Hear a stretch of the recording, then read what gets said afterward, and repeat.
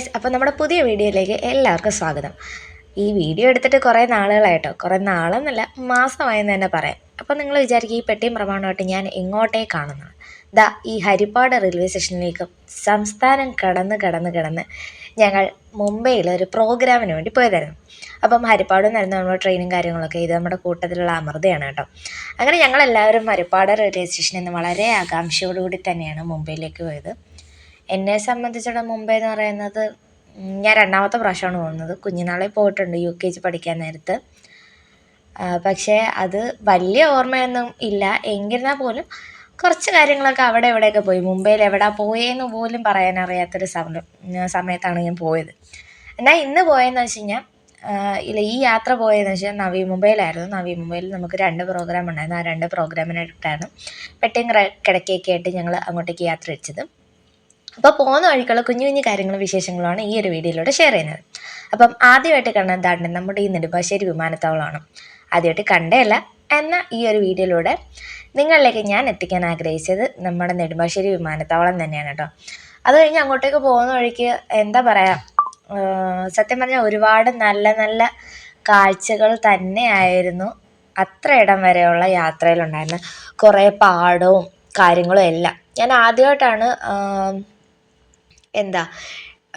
ഈ ഉത്രാളിക്കാവ് കാണുന്നത്. നമ്മൾ റീൽസിലും കാര്യത്തിലൊക്കെ കണ്ടിട്ടുള്ള അല്ലാണ്ട് അതിനപ്പുറത്തേക്ക് നേരിട്ട് കാണാൻ പറ്റുമെന്നോ അല്ലേ, അത് എന്താ പറയുക, ഒരുപാട് സന്തോഷം തന്നൊരു നിമിഷം തന്നെയായിരുന്നു നമ്മുടെ ഉത്രാളിക്കാവിൽ എന്ന് പറഞ്ഞാൽ.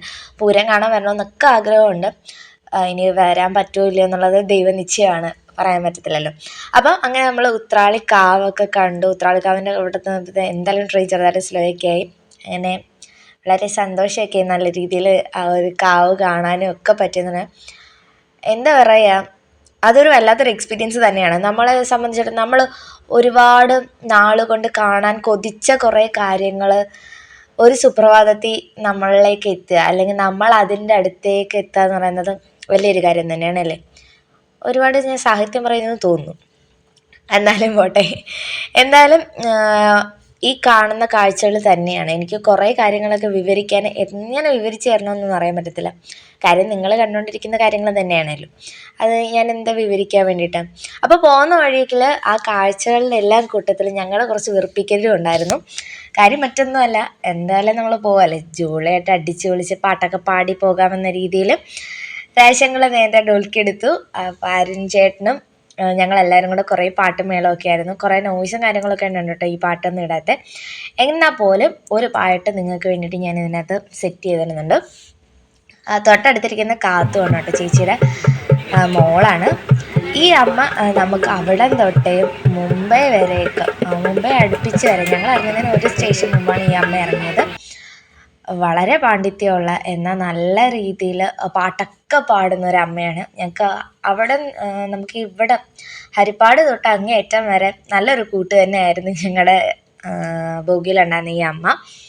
അങ്ങനെ പോകുന്ന വഴിക്ക് നല്ല ഒരുപാട് സന്തോഷം നിറഞ്ഞ നിമിഷങ്ങളും കാഴ്ചകളും പുതിയ കുറേ കാര്യങ്ങൾ എക്സ്പീരിയൻസ് ചെയ്യാനൊക്കെ പറ്റിയിട്ടുള്ളൊരു യാത്ര തന്നെയായിരുന്നു. പോകുന്ന വഴിക്ക് മഴയും കാര്യങ്ങളൊക്കെ ഉണ്ടായിരുന്നു കേട്ടോ. എന്നാലും നിങ്ങൾ പോയി ബാക്കി കണ്ടില്ല.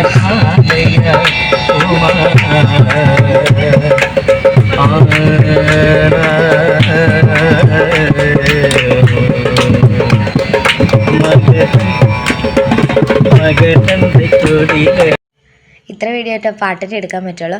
അങ്ങനെ ഞങ്ങൾ വെളുപ്പിനൊക്കെ ആയപ്പോഴത്തേനും ഗോവയിലെത്തി. ഗോവ സ്റ്റേഷനിങ്ങനെ കണ്ടു.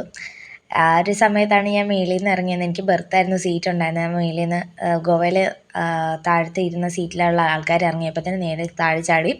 അങ്ങനെ രാവിലെ ഒരുപാട് നാൾക്ക് ശേഷം പ്രഭാത സൂര്യനെ കണ്ടു. സൂര്യൻ ഉദിക്കുന്നതും എല്ലാം കാണാൻ പറ്റും. പിന്നെ അങ്ങോട്ടേക്ക് പറയാനൊന്നും വയ്യ.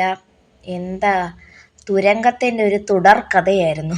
കുതിരാൻ വഴിയായിരുന്നു ഞങ്ങൾ പൊയ്ക്കൊണ്ടിരുന്നത്. അപ്പം അതുവഴിയുള്ള യാത്രകളും കാര്യങ്ങളൊക്കെ ആയിരുന്നു. അപ്പം രാവിലെ നമ്മളൊരു ചെറിയ ചായയും ബിസ്ക്കറ്റിലൂടെ തന്നെ പ്രഭാതം അങ്ങ് ആരംഭിച്ചു.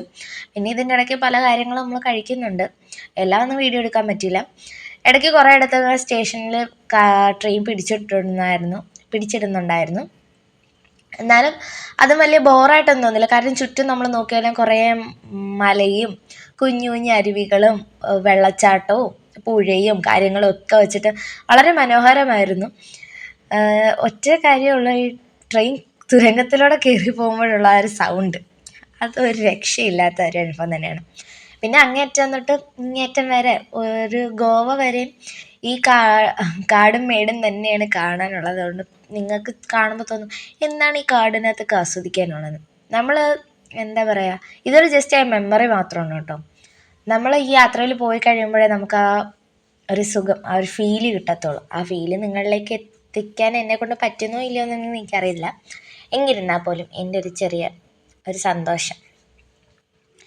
അപ്പം എന്താ പറയുക, ഇത് തന്നെയാണ് കാഴ്ചകളും കാര്യങ്ങളും. ഫുള്ള് പച്ചപ്പ്, ഒരു പച്ച പരവതാനി വിരിച്ചു എന്ന് പറയത്തില്ല, അതാണ് ഫുള്ള് പച്ചപ്പ് മാത്രമാണ്.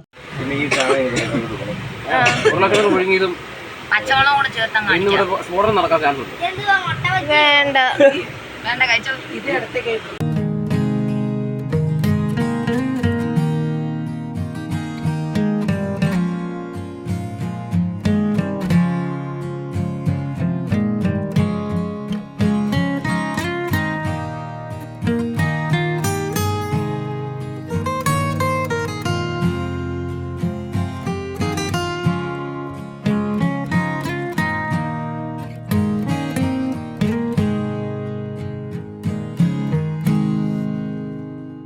അങ്ങനെ ഞങ്ങൾ ഇതിനിടയ്ക്ക് ആഹാരമൊക്കെ കഴിച്ച് നമ്മൾ കുക്കുംബർ ഇല്ലേ, നമ്മുടെ വെള്ളരിക്ക ഉപ്പും മുളക് പൊടിയൊക്കെ ഇട്ട് കഴിച്ച്.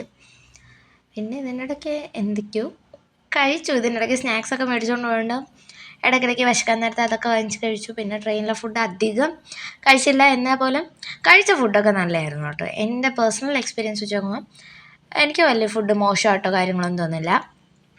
ഞാൻ ഒരു നേരം ബിരിയാണി കഴിച്ചിരുന്നു. പിന്നീട് നമ്മുടെ ചപ്പാത്തിയും പനീർ ബട്ടർ മസാലയായിരുന്നു കഴിച്ചിരുന്നത്. എനിക്ക് ആ പനീർ ബട്ടർ മസാലയൊക്കെ ഭയങ്കരമായിട്ട് ഇഷ്ടപ്പെട്ടു. ചപ്പാത്തി കുറച്ച് ഹാർഡായിരുന്നേ ഉള്ളൂ, എങ്കിരുന്നാൽ പോലും നമുക്ക് കഴിക്കാൻ പറ്റുന്നൊരു തരത്തിലുള്ളത് തന്നെയായിരുന്നു. അങ്ങനെ കുറേ ദൂരത്തെ കാടും മലയും കണ്ടുള്ള ഈ യാത്രകൾക്കൊടുവിൽ ഞങ്ങൾ നഗരത്തിലേക്ക് പ്രവേശിച്ചു. ഇതൊക്കെ എത്തിയപ്പോൾ തന്നെ ഭയങ്കര സന്തോഷമായി. പിന്നെ നമ്മുടെ ട്രെയിൻ സ്റ്റേഷൻ അടുക്കാറായി എന്ന് പറഞ്ഞ് വളരെ ഹാപ്പി ആയിട്ട് തന്നെയായിരുന്നു ഞങ്ങൾ പോയിക്കൊണ്ടിരുന്നത്. സ്റ്റേഷനിലെത്തിയപ്പോഴാണെങ്കിലും ഓരോ സമയം കൃത്യമായിട്ട് നോക്കിക്കൊണ്ടിരിക്കുകയായിരുന്നു. നമ്മൾ സ്റ്റേഷനിലെത്താൻ ഇത്ര മിനിറ്റ് എന്ന് പറഞ്ഞു. അങ്ങനെ ഫൈനലി ഞങ്ങൾ സ്റ്റേഷനിൽ ഇറങ്ങി. സ്റ്റേഷനിൽ ഞങ്ങളെ വിളിക്കാൻ വേണ്ടിയിട്ട് അവിടുത്തെ അമ്പലത്തിൽ കമ്മിറ്റിക്കാരുണ്ടായിരുന്നു. ഇത് മാത്രമല്ല, ഇതിൻ്റെ ഇടയ്ക്ക് ഞങ്ങളുടെ പ്രോഗ്രാം നടക്കുന്ന ആ അമ്പലത്തിൽ വെച്ചിട്ട് ആ അമ്പലത്തിലെ കമ്മിറ്റിയിലുള്ളൊരു വ്യക്തി, ഒരു അങ്കിള് ഞങ്ങളുടെ ട്രെയിനിൽ തന്നെ ഉണ്ടായിരുന്നു. പുള്ളിക്കാരൻ ഞങ്ങളുടെ ഇടയ്ക്ക് വന്ന് കാണുകയൊക്കെ ചെയ്തിട്ടുണ്ടായിരുന്നു. അങ്ങനെ ഞങ്ങൾ അവിടുന്ന് റെയിൽവേ സ്റ്റേഷനിൽ നിന്ന് അവരുടെ വണ്ടിയിലായിരുന്നു അമ്പലത്തിലേക്ക് എത്തിയത്. എന്താ പറയുക, റെയിൽവേ സ്റ്റേഷനിൽ എത്തിക്കഴിഞ്ഞപ്പോഴാണ് ഞങ്ങളൊരു കാഴ്ച കണ്ടത്. എന്നാൽ അത് വീഡിയോ എടുക്കാൻ പറ്റില്ല. നമ്മളുടെ ചെമ്പരത്തിയിലും ചെമ്പരത്തിപ്പൂ ഒക്കെ ഇല്ലേ, ഇവിടെ കൊച്ചൊരു ബണ്ടിലാക്കിയിട്ട് നല്ല വിലയ്ക്ക് വിറ്റുകൊണ്ടിരിക്കുക. അപ്പോൾ നമ്മൾ പറഞ്ഞു ഇനി അടുത്ത പ്രോഗ്രാമിന് വരുമ്പോൾ എന്തായാലും നാട്ടിലെ ചെമ്പരത്തി മൊത്തം കാലിയാക്കിയിട്ട് വരത്തുള്ളൂ. നല്ല ബിസിനസ്സാണ് കേട്ടോ ഇവിടെ അതിനൊക്കെ. അങ്ങനെ ഞങ്ങൾ ഫൈനലി ഇതാണ്ട് ഈ അമ്പലത്തിലായിരുന്നു ഞങ്ങളുടെ ആദ്യത്തെ പ്രോഗ്രാം. അമ്പലത്തിലെത്തി. ഞങ്ങൾക്ക് ഫുഡും കാര്യങ്ങളൊക്കെ ഇവിടെ ഒരുക്കിയിട്ടുണ്ടായിരുന്നു. വൈകുന്നേരം ആയപ്പോഴാണ് ഞങ്ങൾ വന്നിട്ടുണ്ടായിരുന്നത്. നമ്മുടെ പ്രോഗ്രാമിൻ്റെ തൊട്ടടുത്ത ദിവസങ്ങളിൽ തന്നെ വലിയ വലിയ മഹത് വ്യക്തികളുടെ പ്രോഗ്രാംസും കാര്യങ്ങളൊക്കെ ഉള്ള ഒരു അമ്പലം തന്നെയായിരുന്നു. ഒരുപാട് പേരുണ്ടായിരുന്നു. നല്ലൊരു പ്രോഗ്രാം തന്നെയായിരുന്നു ഇവിടുത്തെ എന്ന് പറയുന്നത്. അങ്ങനെ ഞങ്ങളുടെ രാധയും ഭജൻ ഹരിപ്പാടിൻ്റെ മുംബൈയിലെ പ്രോഗ്രാമിൻ്റെ ആദ്യത്തെ അമ്പലത്തിൽ ഞങ്ങൾ എത്തിക്കഴിഞ്ഞു. അങ്ങനെ ഞങ്ങൾ അതിൻ്റെ തൊട്ടടുത്തുള്ള അമ്പലത്തിൻ്റെ തന്നെ ഉള്ള ഒരു ഫ്ലാറ്റിൽ തന്നെയായിരുന്നു ഞങ്ങളുടെ സ്റ്റേയും കാര്യങ്ങളൊക്കെ. ഞങ്ങൾ ആ ഫ്ലാറ്റിലേക്ക് കയറി പോകണം കേട്ടോ. ഇതായിരുന്നു ദ്വാരക വില്ല. നമ്മൾ ഇവിടെ ആയിരുന്നു സ്റ്റേ ഉണ്ടായിരുന്നത്. നല്ലൊരു വ്യൂ തന്നെയാണ്. രാവിലെ എഴുന്നേൽക്കുമ്പോൾ തന്നെ നല്ലൊരു വ്യൂവും കാര്യങ്ങളൊക്കെയാണ്. അങ്ങനെ ഞങ്ങൾ പെട്ടെന്ന് റെഡി ആയിട്ട് കുറച്ച് നേരം റെസ്റ്റ് എടുത്ത് പെട്ടെന്ന് റെഡിയായി തിരിച്ച് അമ്പലത്തിൽ വന്ന് പ്രോഗ്രാമിന് വേണ്ടിയിട്ട്. ഇത് ചിപ്പി ചേച്ചിയുടെ അച്ഛൻ, ഇത് രാജേഷ് അങ്കിൾ, പിന്നെ ഇവിടുത്തെ സൗണ്ട് ചെയ്യുന്ന ചേട്ടൻ. അങ്ങനെ അവർ പ്രോഗ്രാം തുടങ്ങുന്നതിന് മുമ്പ് എന്തൊക്കെയോ പറഞ്ഞു. ഇത് അവിടുത്തെ എലക്ഷനിൽ നിന്നിട്ടുള്ള BJP സ്ഥാനാർത്ഥിയായിരുന്നു കേട്ടോ. നമ്മുടെ പ്രോഗ്രാമിൻ്റെ ഇടയിൽ വോട്ട് അഭ്യർത്ഥിക്കാനും ഒക്കെ ആയിട്ട് പുള്ളിക്കാരൻ വന്നിട്ടുണ്ടായിരുന്നു. അങ്ങനെ ഏത് സ്ഥാനത്തേക്കാണ് മത്സരിച്ചതെന്നൊക്കെ ഉള്ള കാര്യം ഞങ്ങൾ മറന്നു കേട്ടോ. അങ്ങനെ ഞങ്ങൾ പ്രോഗ്രാമൊക്കെ കഴിഞ്ഞ് നല്ല ആളും തിരക്കൊക്കെ ആയിരുന്നു. അങ്ങനെ ഞങ്ങൾ പ്രോഗ്രാം കഴിഞ്ഞ് അവിടുന്ന് ഫുഡൊക്കെ കഴിച്ച് തിരിച്ചിറങ്ങുന്ന വഴിക്കാണ് നമ്മുടെ ഫ്ലാറ്റിൻ്റെ തൊട്ടടുത്തൊരു കല്യാണമൊക്കെ നടക്കുന്നുണ്ടായിരുന്നു. അപ്പോൾ കല്യാണത്തിൻ്റെ DJ മിസ്കൊക്കെ കണ്ട് ഞങ്ങൾ നേരെ തിരിച്ച് റൂമിൽ. അപ്പോൾ അത്രേ ഉള്ളായിരുന്നു അന്നത്തെ ദിവസം. അപ്പോൾ പിറ്റേ ദിവസം ഞങ്ങളൊരു ചെറിയ ഷോപ്പിങ്ങിനും കാര്യത്തിനൊക്കെ ആയിട്ട് ഇറങ്ങി. അത് ഇനി അടുത്ത വീഡിയോയിൽ കാണാം. അപ്പം വീഡിയോ ഇഷ്ടപ്പെട്ടാൽ ലൈക്ക് ചെയ്യാനും ഷെയർ ചെയ്യാനൊന്നും മറക്കണ്ട കേട്ടോ. അപ്പോൾ അടുത്ത വീഡിയോ കാണുന്നവരെ ടാറ്റാ.